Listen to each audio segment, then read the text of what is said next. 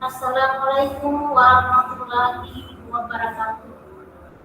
Alhamdulillah pada pagi hari yang cerah ini, walaupun kita melaksanakan pembelajaran secara daring atau online, tapi kita masih bisa untuk melihat walaupun lewat layar kaca. Untuk pagi hari ini saya akan menyampaikan materi tentang leadership.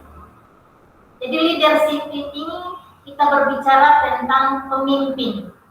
Pemimpin itu yang pertama harus memiliki keterampilan sosial.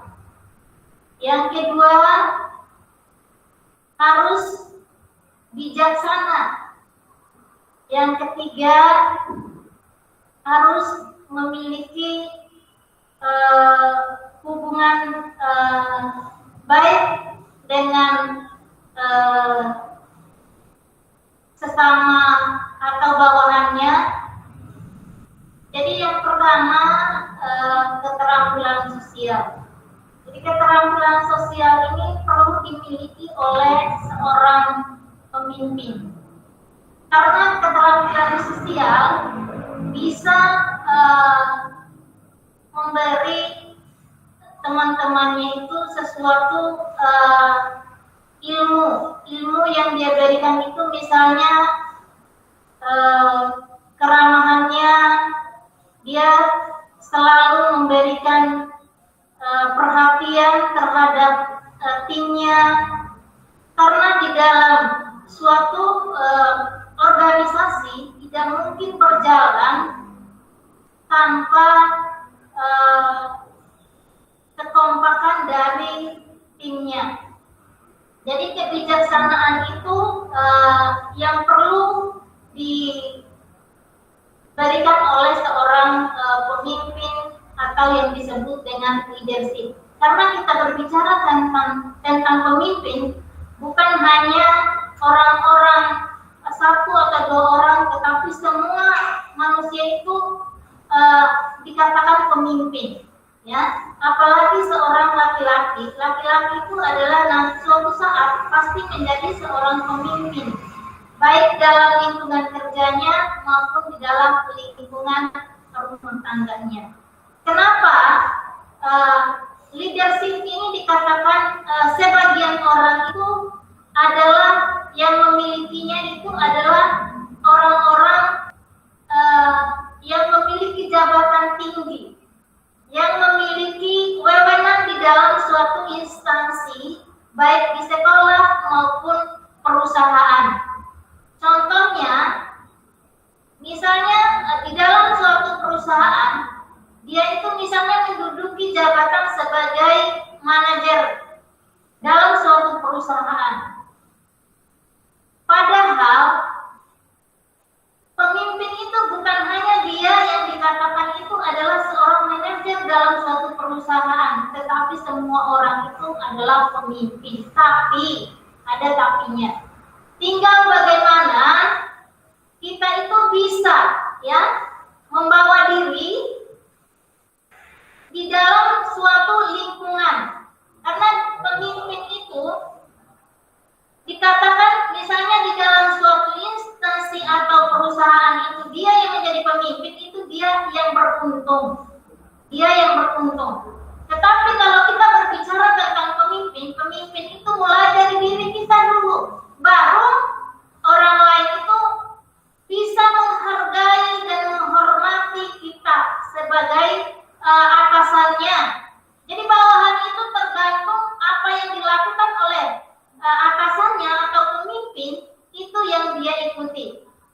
Misal di dalam suatu perusahaan, pemimpin itu mengeluarkan aturan, tetapi aturan itu tidak dijalankan oleh seorang pemimpin, hanya dibebankan kepada bawahannya. Padahal kalau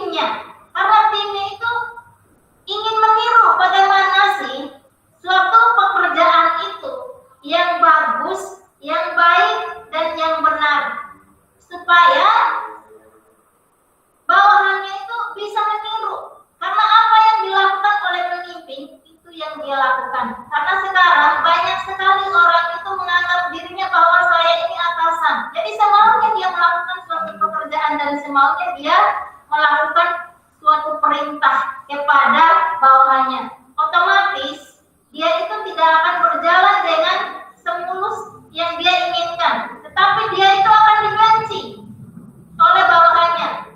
Dan yang kedua, ketika pemimpin itu bisa menyelesaikan suatu persoalan dari hal yang terkecil sampai hal yang terbesar, bukan yang dia selesaikan itu persoalan yang besar, itu bukan pemimpin namanya. Pemimpin itu harus bisa menyelesaikan suatu persoalan itu dari hal yang terbesar sampai hal yang terkecil. Itu baru dikatakan itu adalah pemimpin yang profesional, pemimpin yang bisa mengayomi teman-temannya, pemimpin yang bijaksana, yang membuat aturan yang mampu dilaksanakan atau yang mampu diterapkan oleh bawahannya. Bukan kita membuat aturan hanya sekedar ngomong kosong namanya, tidak ada artinya. Tetapi aturan itu mampu nggak dilaksanakan atau tidak mampu nggak tidak dilaksanakan. Ketika kita itu merasa berat, aturan itu tidak perlu kita buat. Kita harus bijaksana di dalam membuat suatu aturan.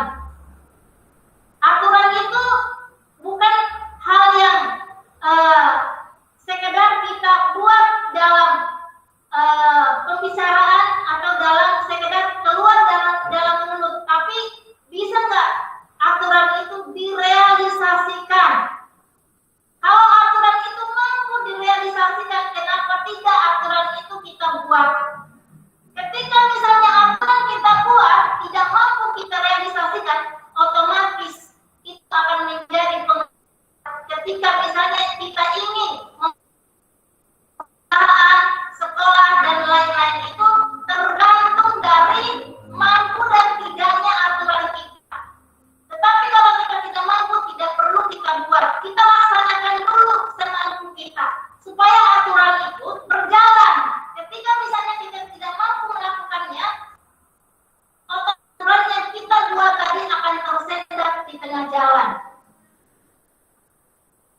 Jadi aturan itu bukan main-main, tetapi aturan itu harus dilaksanakan dengan sepenuhnya. Jadi pemimpin juga itu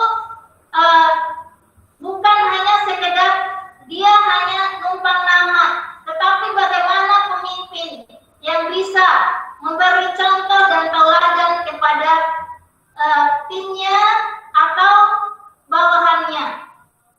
Itu adalah baru dikatakan pemimpin. Kalau pemimpin yang bijak, otomatis timnya itu tidak akan